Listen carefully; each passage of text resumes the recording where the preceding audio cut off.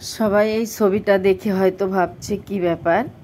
তো আমাদের computer little jewels স্কুলের প্রিন্সিপাল স্যার ছিলেন প্রকাশ বৈদ্য সৈকত স্যার। আসলে অত্যন্ত ভালো মানের একটা স্যার ছিলেন। তানার মৃত্যুবার্ষিকী উপলক্ষে অনুষ্ঠান হলো কালীবাড়ি, বড় কালীবাড়ি। তো সবাইকে নমস্কার। আজ আমি আরেকটি আসলে একটা অন্যরকম ভিডিও নিয়ে এলাম। আসলে স্যারের কথা বলে কিছুই বোঝানো যাবে না। শিক্ষক হতে গেলে ঠিক এরকম মানেরই শিক্ষক হতে হয়। সমস্ত ছেলে মেয়ে ছিল তানার কাছে একদমই অনেক প্রিয় আপনজন। তাই ওনার উপলক্ষে এখানে এই বড় কালীবাড়িতে গীতা পাঠ হচ্ছে, কীর্তন হচ্ছে, সবাই এখানে আছেন। তো এখানে এখন প্রথমেই গীতা পাঠ করছেন আমাদের ছোট দাদা। নষ্ট করা অর্থাৎ নানা বাড়ি গাড়ি গাছগুলো আমাদের কাছে আসবে, এগুলো হচ্ছে নষ্ট করা হচ্ছে অধিভূত। আর কি বলছেন, চন্দ্র সূর্য আদি দেবতাদের সমস্ত বলা হয় অধিভূত এবং দেহীদের দেহান্তর্গত অন্তর্যামী রূপে। এরপর পাঠ করছেন আমাদের শ্রদ্ধেয় এক কাকা বাবু। কৃষ্ণ কৃষ্ণ কৃষ্ণ হরে হরে হরে রাম হরে রাম এরপর পাঠ করছেন এক প্রভু আমাদের এখানে। এই নাম যারা উচ্চারণ করে তারা কোনো সাধারণ ব্যক্তি না। পূর্ব জন্মের অনেক ভক্ত যারা হরিনাম করে ভগবানের প্রসাদ পায়, সেই বৈষ্ণবরা যখন আসবে তারা যখন আপনার এই গঙ্গায় আপনার এই নদীতে স্নান করবে, তখন আপনি আপনার সমস্ত পাপ থেকে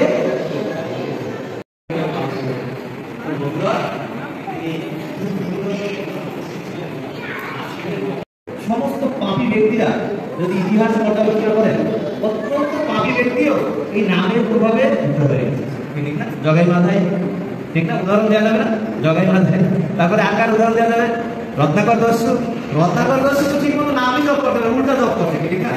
গুরুদেব বলছে রাম নাম জপ করো, আর রত্নাকর দস্যু কি বলছে? নামের সঠিকভাবে উচ্চারণ করতে পারে নাই, তারপর তিনি বাল্মীকি মুনিতে পরিণত হয়েছেন, রামায়ণ রচনা করেছেন। আর কেউ যদি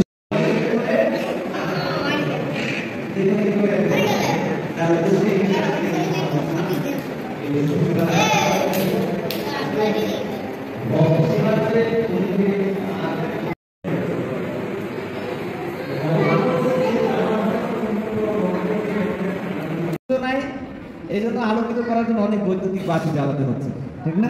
অথবা আকাশে চন্দ্রের আলো আছে। কিন্তু ভগবানের যে রাজ্য, ভগবানের যে পরম ধাম, সেই নিত্য ধামে কোনো সূর্যেরও দরকার নাই, চন্দ্রেরও দরকার নাই। ভগবান বলছেন নতৎ ভাসয়তে সূর্য ন শশাঙ্ক ন পাবক যদ্গত্যা ন নিবর্তন্তে তদ্ধাম পরমম মম। যেখানে একবার কেউ ফিরে গেলে তাকে আর পুনরাগমন করতে হয় না এই জগতে। এই জন্য আমাদের ভগবদ্গীতা অধ্যয়ন করলে আমরা স্পষ্টভাবে আমরা বুঝতে পারবো যে এই মনুষ্য জীবনে কি করণীয়, কি করা কর্তব্য। এই স্বল্প মেধা, স্বল্প আয়ু, এখন ভগীরথ এই উত্তর কি দেবেন, এই স্বল্প কিভাবে পালন করবেন? তা ভগীরথ একজন তপস্বী ছিলেন আর শিবের ভক্ত ছিলেন। সাথে সাথে তার মাথায় বুদ্ধি আসছে। তখন বলছেন কি যে হে গঙ্গা দেবী, এই পৃথিবীর লোকে কলিযুগে যেরকম পাপাচারের সংখ্যা বৃদ্ধি পাবে, আর সেই পাপাচারীরা যখন আপনার শরীরে পাপ স্নান করার সময়, অবগাহন করার সময় পাপ ছেড়ে দেবে, যখন আবার কোনো বৈষ্ণব আসবে, যারা ভক্ত, যারা হরিনাম করে ভগবানের প্রসাদ পায়, সেই সমস্ত বৈষ্ণবরা যখন আসবে, তারা যখন আপনার এই গঙ্গায়, আপনার এই নদীতে স্নান করবে, তখন আপনি আবার সমস্ত পাপ থেকে ঘোড়ার পাপ থাকবে। কারণ গঙ্গারও পবিত্র হইলে পশ্চাতে পাবো, দর্শনে পবিত্র করো এই তোমার। এরপর মহাকীর্তন দিয়ে শেষ করা হচ্ছে।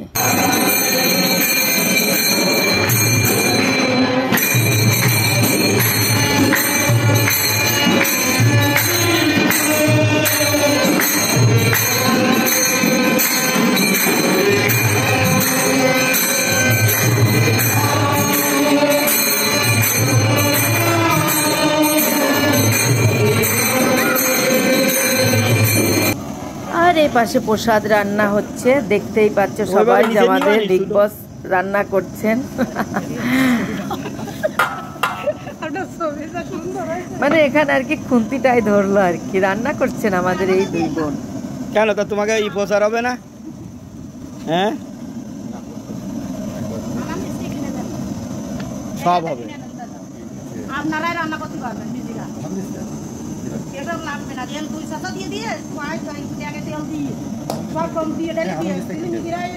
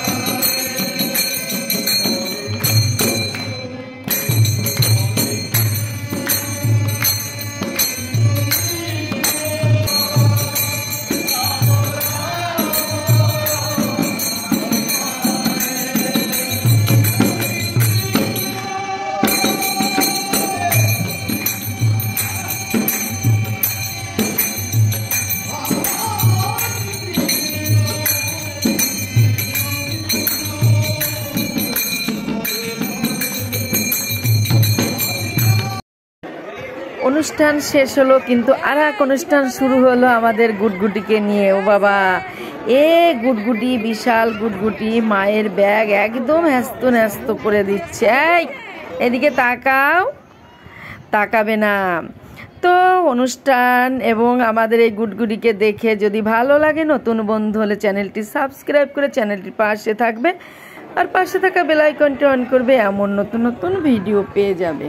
আর যারা চ্যানেলটি সাবস্ক্রাইব করেছে তাদেরকে অসংখ্য অসংখ্য ধন্যবাদ। আমরা সবাই মিলে ছাড়ের জন্য প্রার্থনা করব, ছাড় যেন গোলকধাম প্রাপ্ত হন, স্বর্গবাসী হয়ে গোলকধাম প্রাপ্ত হন। এবার এখানে প্রসাদ বিতরণ হচ্ছে, প্রসাদ দিচ্ছে সবাইকে। এই যে সবাই প্রসাদ নিচ্ছে এখানে। এখন শেষ পর্ব, সবাই চলে যাচ্ছে। আমরা এখন সবাই যাওয়ার জন্য সবাই বাড়ি ব্যস্ত, এবং একটু মেঘমেঘও হয়েছে, এখন একটু মেঘ ভাব আছে আকাশে। তারপর এই পাশে আবার একজন ছবিও তুলছে। তো সবাই ভালো থাকো, সুস্থ থাকো, সবাইকে ধন্যবাদ, আজ এই পর্যন্ত।